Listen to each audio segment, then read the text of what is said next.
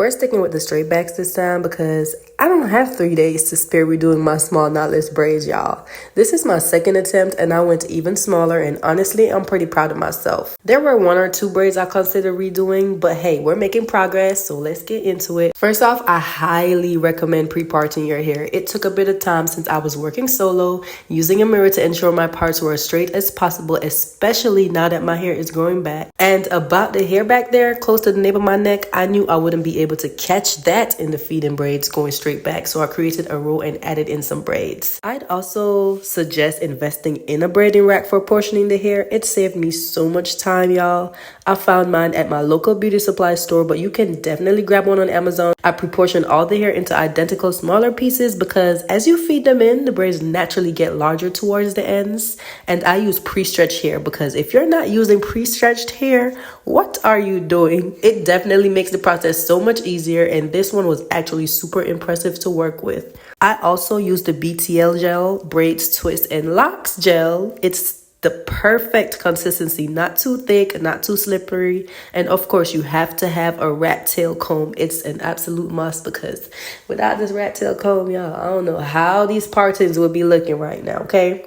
So here I am, 3 braids already done in the back, and now I'll show you how I did the last one. First, I used the mirror to double check my parting as best as I could. Then I grabbed 2 smaller braids and added them together to create 3 strands before starting to braid it like a regular cornrow in the back. I wasn't too worried about these ones since no one's really gonna see how they started, you feel me? And I know it may look tight, but trust me, it's not.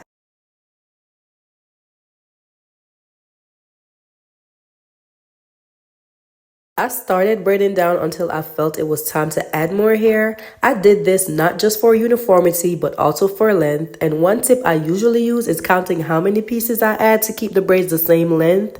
Of course, it can get a bit tricky, especially when you're trying to avoid bulk and keep everything neat. So it works from time to time. Once I finished the back, I moved on to the first row in the middle. To stay organized, I sectioned off both sides of my hair with hair ties.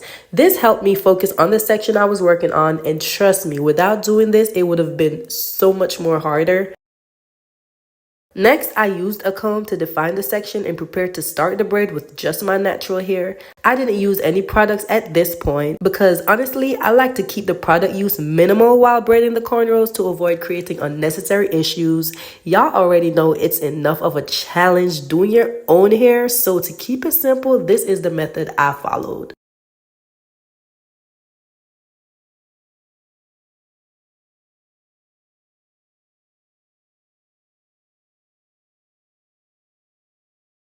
I carefully fed in the pre-portioned extensions one at a time.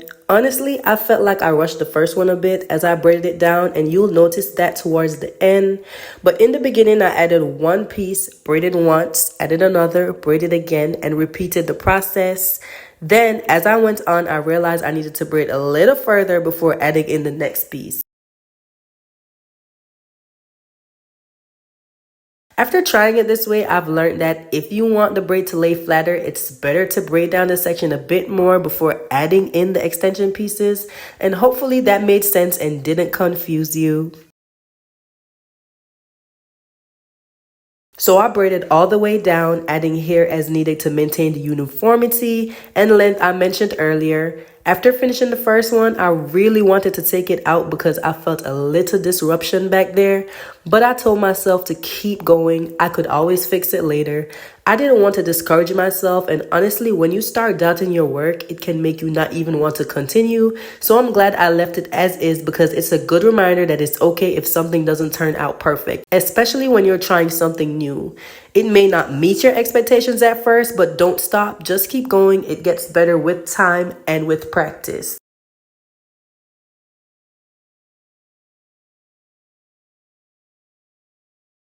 At this point, I had almost all of my hair finished. Here's what it's looking like so far. I took a quick break to do my makeup because your girl is back to practicing, but also because I wanted to feel a little cutesy. Then I had just 1 more braid left, so I'll walk you through the same process again. So here I go again, starting the corner with just my natural hair. Once I reach a point where it feels ready to feed in the extensions, I go ahead and add one piece, braid once, and then add another.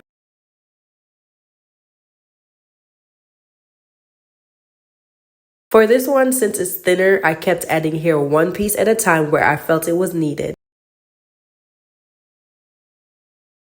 And when I got towards the back, I focused on adding for uniformity and length, just as mentioned before. I know it might sound like I'm making it seem easy, but the biggest takeaways are patience and the determination to, do it and even try your best to get it right. Don't be hard on yourself if it's your first time, because as you can see, it's not the most perfect set, but I still love it because I did it and I think I did a pretty good job.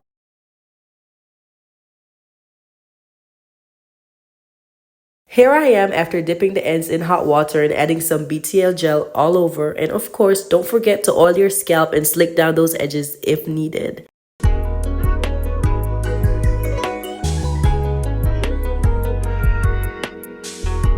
Voila, straight back cornrows done by yours truly. Yeah, 𝘭𝘪𝘴𝘤𝘰𝘷𝘦𝘳. See that? I had to bring the pato out a little bit. Thank you for doing my hair with me, and I hope you all enjoyed it. Don't forget to like this video and leave a comment down below, and until next time.